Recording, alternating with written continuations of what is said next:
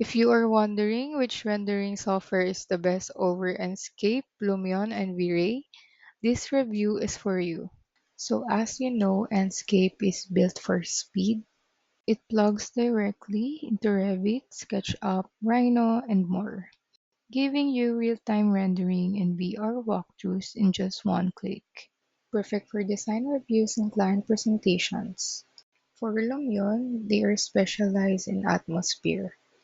With its massive library of vegetation, people, and weather effects, it's great for cinematic fly-throughs and exterior storytelling. While for the trade-off, it requires a strong PC and isn't as strong with interior detail.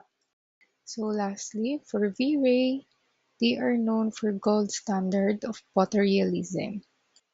You get complete control over lighting, materials, and ray tracing, making it ideal for final stills and high-end interiors.